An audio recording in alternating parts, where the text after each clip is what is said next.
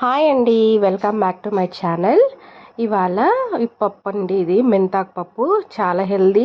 మెంతికూర అప్పుడప్పుడు తినాలి, చాలా హెల్త్కి మంచిది అనమాట. ఇలా మా ఊర్లో ఇలా దొరుకుతాయి అనమాట. మన నెల్లూరు సైడ్ వాళ్ళు అందరికీ తెలిసి ఉంటుంది. మెంతాకు అంటే ఇలా చిన్న చిన్నగా ఉంటాయి.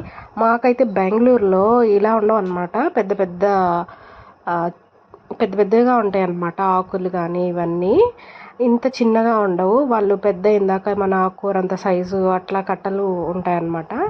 ఎక్కడైతే మనకు చిన్న కట్టలు ఇట్లా దొరుకుతాయి. ఇవే చాలా టేస్టీగా బాగుంటుంది అనమాట. చేదు కూడా ఉండదు. అనుకుంటారు మెంతాకు చేదు అట్లా అనేసి, ఏముండదండి. కందిపప్పు వేసుకొని చేసుకుంటే చాలా బాగుంటుంది. చాలా హెల్త్కి మంచిది ఆకుకూరలు. ఈ మెంతాకు చాలా మంచిది, చాలా హెల్త్ బెనిఫిట్స్ ఉన్నాయి. అప్పుడప్పుడు ఇలాంటివి తినాలి. అప్పుడప్పుడు కాదు, వీక్లీ వన్స్ ఆర్ ట్వైస్ తినాలి ఖచ్చితంగా. మేమైతే రెగ్యులర్గా చేసుకుంటాం. ఇది చాలా బాగుంటుంది. సైడ్ డిష్గా మనము ఏదైనా ఫ్రై అలా మనము చేసుకొని తింటే బాగుంటుంది. వడియాలు వేసుకొని తినచ్చు, అంత కమ్మగా ఉంటుందన్నమాట.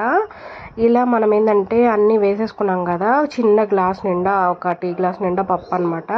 పప్పు నానబెట్టేసేసుకున్నాం కదా, ఇంకా టమోటాలు, పచ్చిమిర్చి, అంతే అండి. ఎక్కువ నీళ్ళు పోయకూడదు, కొంచెం మునిగేంత వరకు, ఆ పప్పు మునిగి అంతవరకే పోయాల.